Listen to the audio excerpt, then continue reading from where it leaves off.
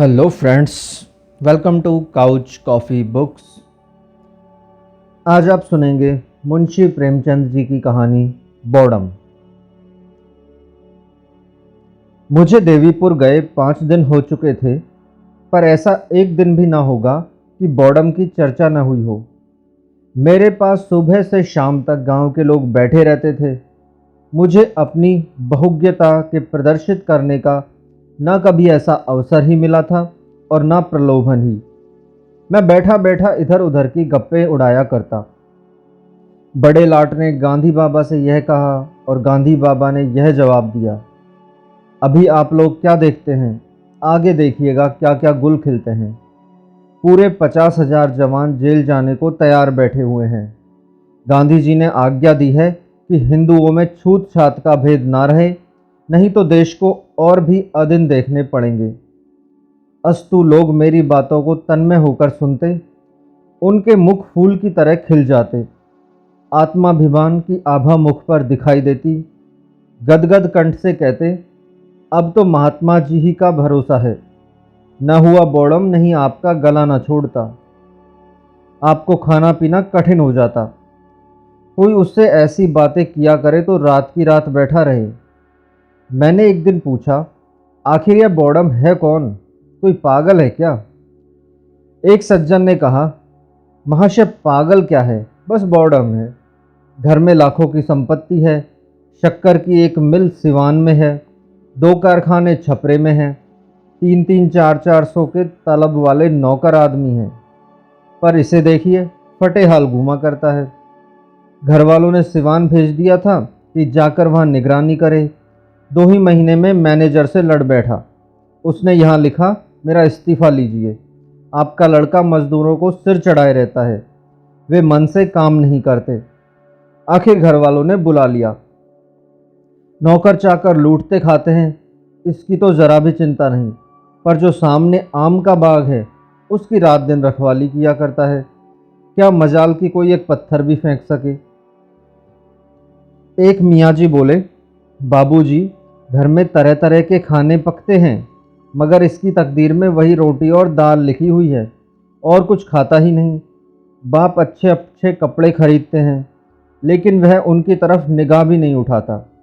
बस वही मोटा कुर्ता गाढ़े की तहमत बांधे मारा मारा फिरता है।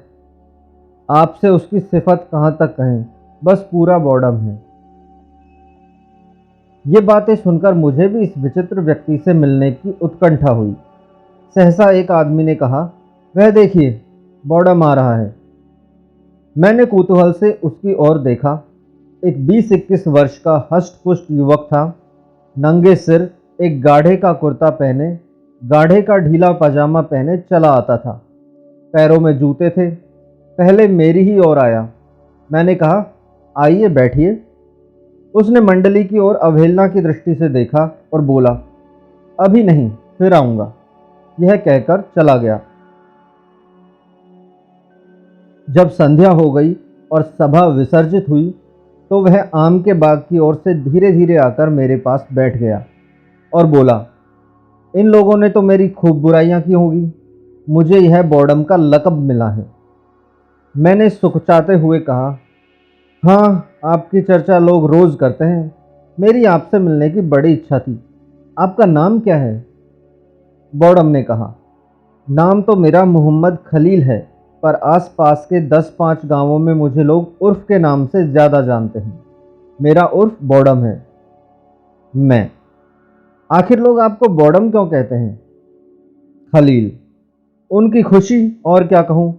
मैं ज़िंदगी को कुछ और समझता हूँ, पर मुझे इजाज़त नहीं है कि 5 वक्त की नमाज पढ़ सकूँ। मेरे वालिद हैं, चचा हैं, दोनों साहब पहर रात से पहर रात तक काम में मसरूफ़ रहते हैं। रात दिन हिसाब किताब, नफ़ा नुकसान, मंदी तेजी के सिवाय और कोई जिक्र ही नहीं होता। गोया खुदा के बंदे न हुए, इस दौलत के बंदे हुए। चचा साहब हैं, वह पहर रात तक शीरे के पीपों के पास खड़े होकर उन्हें गाड़ी पर लदवाते हैं। वालिद साहब अक्सर अपने हाथों से शक्कर का वज़न करते हैं। दोपहर का खाना शाम को और शाम का खाना आधी रात को खाते हैं। किसी को नमाज पढ़ने की फुर्सत नहीं। मैं कहता हूँ, आप लोग इतना सिर मगजन क्यों करते हैं? बड़े कारोबार में सारा काम एतबार पर होता है। मालिक को कुछ ना कुछ बल खाना ही पड़ता है। अपने बलबूते पर छोटे कारोबार ही चल सकते हैं। मेरा उसूल किसी को पसंद नहीं, इसलिए मैं बॉडम हूँ। मैं मेरे ख्याल में तो आपका उसूल ठीक है। खलील, ऐसा भूलकर भी ना कहिएगा, वरना एक ही जगह दो बॉडम हो जाएंगे। लोगों को कारोबार के सिवा ना दीन से गरज है, ना दुनिया से, ना मुल्क से, ना कौम से। मैं अखबार मंगाता हूँ, स्मरना फंड में कुछ रुपए भेजना चाहता हूँ। खिलाफत फंड को मदद करना भी अपना फ़र्ज समझता हूँ। सबसे बड़ा सितम है कि खिलाफत का रज़ाकार भी हूँ। क्यों साहब, जब कौम पर, मुल्क पर और दीन पर चारों तरफ से दुश्मनों का हमला हो रहा है, तो क्या मेरा फ़र्ज नहीं है कि जाति के फ़ायदे को कौम पर कुर्बान कर दूँ? इसलिए घर और बाहर मुझे बॉडम का लक़ब दिया गया है। मैं आप तो वह कह रहे हैं जिसकी इस वक्त कौम को ज़रूरत है। खलील, मुझे खौफ है कि इस चौपट नगरी से आप बदनाम होकर जाएंगे। जब मेरे हजारों भाई जेल में पड़े हुए हैं, उन्हें गजी का गाढ़ा तक पहनने को मयस्सर नहीं, तो मेरी गैरत गवारा नहीं करती कि मैं मीठे लुक़्मे उड़ाऊं और चिकन के कुर्ते पहनूं, जिनकी कलाइयों और मुड्ढों पर सीजनकारी की गई हो। मैं आप यह बहुत ही मुनासिब कहते हैं। अफसोस है कि और लोग आपका साथ त्याग करने के काबिल नहीं। खलील, मैं इसे त्याग नहीं समझता। मैं दुनिया को दिखाने के लिए यह भेष बना के घूमता हूँ। मेरा जी ही लज्जत और शौक से फिर गया है। थोड़े दिन होते हैं वालिद ने मुझे सिवान के मिल में निगरान के लिए भेजा। मैंने वहाँ जाकर देखा तो इंजीनियर साहब के खानसामे बैरे, मेहतर, धोबी, माली, चौकीदार सभी मजदूरों की जेल में लिखे हुए थे। काम साहब का करते थे, मजदूरी कारखाने से पाते थे। साहब बहादुर खुद तो बेउसूल है, पर मजदूरों पर इतनी सख्ती कि अगर 5 मिनट की देर हो जाए तो उनकी आधे दिन की मजदूरी कट जाती थी। मैंने साहब की मिजाज पुरसी करनी चाहिए, मजदूरों के साथ रियायत करनी शुरू की। फिर क्या था, साहब बिगड़ गए, इस्तीफे की धमकी दी। घर वालों को उनके सब हालात मालूम है। पल्ले दर्जे का हरामखोर आदमी है, लेकिन उसकी धमकी पाते ही सबके होश उड़ गए। मैं तार से वापस बुला लिया गया और घर पर मेरी खूब लेदे हुई। पहले बॉर्डर होने में कुछ कोर कसर थी, वह पूरी हो गई। न जाने साहब से लोग इतना क्यों डरते हैं।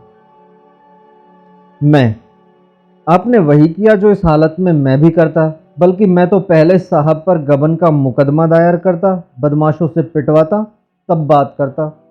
ऐसे हरामखोरों की यही सजाएं हैं। खलील, फिर तो एक और दो हो गए। अफसोस यही है कि आपका यहाँ कयाम ना रहेगा। मेरा जी चाहता है कि चंद रोज़ आपके साथ रहूं। मुद्दत के बाद आप ऐसे आदमी मिले हैं जिनसे मैं अपने दिल की बातें कह सकता हूँ। इन गंवारों से मैं बोलता भी नहीं। मेरे चाचा साहब का जवानी में एक चमारिन से ताल्लुक़ हो गया था। उससे दो बच्चे, एक लड़का और एक लड़की पैदा हुए। चमारिन लड़की की गोद में छोड़कर मर गई। तब से इन दोनों बच्चों की मेरे यहाँ वही हालत थी जो यतीमों की होती है।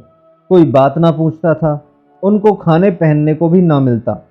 बेचारे नौकरों के साथ खाते और बाहर झोंपड़े में पड़े रहते थे। जनाब, मुझसे यह देखा ना गया। मैंने उन्हें अपने दस्तरखान पर खिलाया और अब भी खिलाता हूँ। घर में कोहराम मच गया, जिसे देखिए मुझ पर त्योरियां बदल रहा है, मगर मैंने परवाह ना की। आखिर वह है तो वह हमारा ही खून, इसलिए मैं बॉडम कहलाता हूँ। मैं जो लोग आपको बॉडम कहते हैं वे खुद बॉडम हैं। खलील, जनाब, इनके साथ रहना अजीब है। शाह काबुल ने कुर्बानी की मुमानियत कर दी है। हिंदुस्तान के उल्मा ने भी यही फतवा दिया है, पर यहाँ खास मेरे घर कुर्बानी हुई। मैंने हरचंद बावेला मचाया, पर मेरी कौन सुनता है। उसका प्रायश्चित मैंने यह अदा किया कि अपनी सवारी का घोड़ा बेचकर 300 फ़कीरों का खाना खिलाया, और तब से कसाईयों को गाय लिए जाते देखता हूँ तो कीमत देकर खरीद लेता हूँ। इस वक्त तक 10 गायों की जान बचा चुका हूँ। वे सब यहाँ हिंदुओं के घरों में हैं, पर मज़ा यह है कि जिन्होंने मैंने गायें दी हैं वे भी मुझे बॉडम कहते हैं। मैं भी इस नाम का इतना आदी हो गया हूं कि अब मुझे इससे मोहब्बत हो गई है। मैं, आप ऐसे बॉडम काश मुल्क में और ज़्यादा होते। खलील, लीजिए, आपने भी बनाना शुरू कर दिया। यह देखिए आम का बाग है, मैं उनकी रखवाली करता हूँ।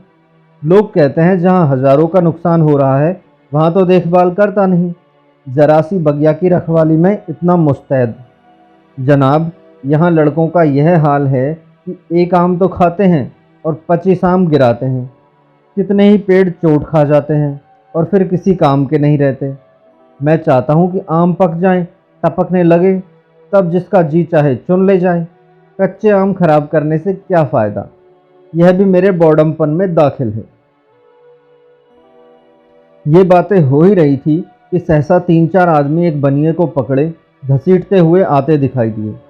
पूछा तो उन चारों आदमियों में से एक ने, जो सूरत से मौलवी मालूम होते थे, कहा, यह बड़ा बेईमान है, इसके बांट कम हैं। अभी इसके यहाँ से सेर भर घी लाया हूँ, घर पर तौलता हूँ तो आध पाव गायब। अब जो लौटाने आया हूँ तो कहता है मैंने तो पूरा तौला था। पूछो अगर तूने पूरा तौला था तो क्या मैं रास्ते में खा गया। अब ले चलता हूँ थाने पर, वहीं इसकी मरम्मत होगी।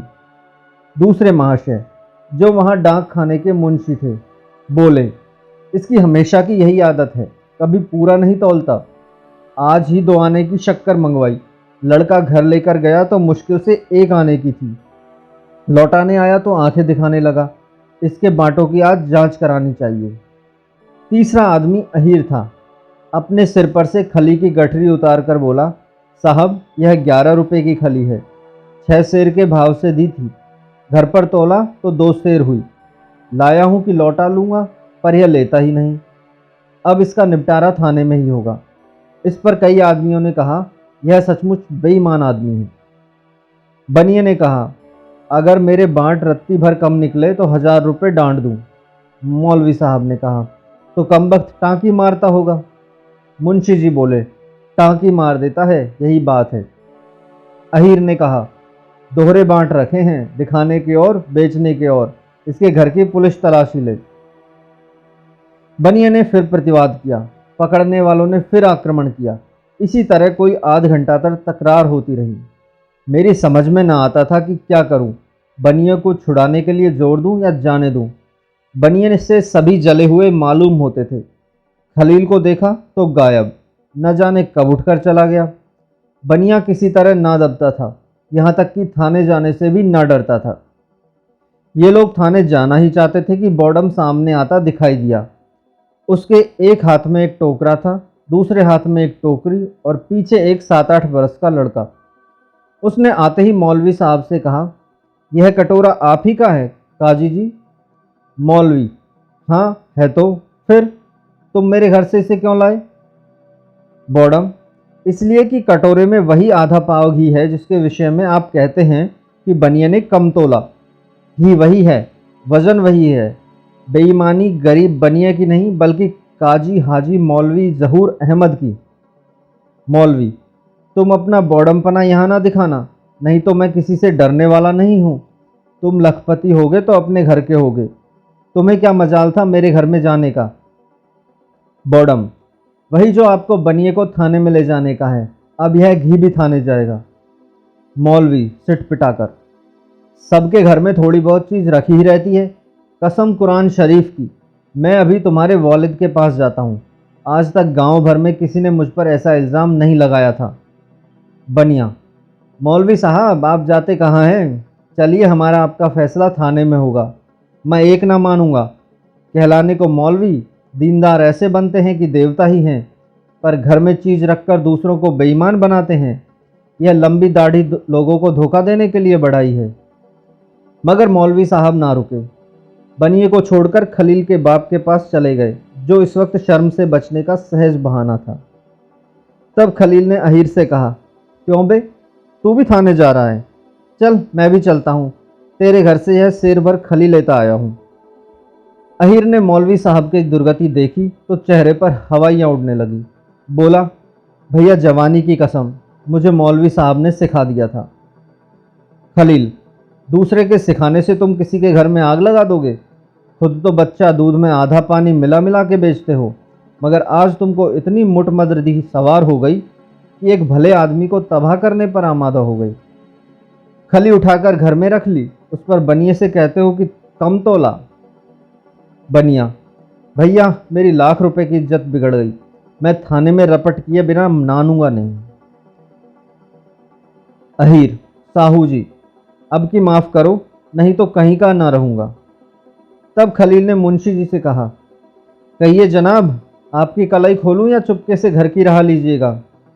मुंशी, तुम बेचारे मेरी कलाई क्या खोलोगे, मुझे भी अहीर समझ लिया है क्या कि तुम्हारी भपकियों में आऊँगा। खलील लड़के से, क्यों बेटा, तुम शक्कर लेकर सीधे घर गए थे।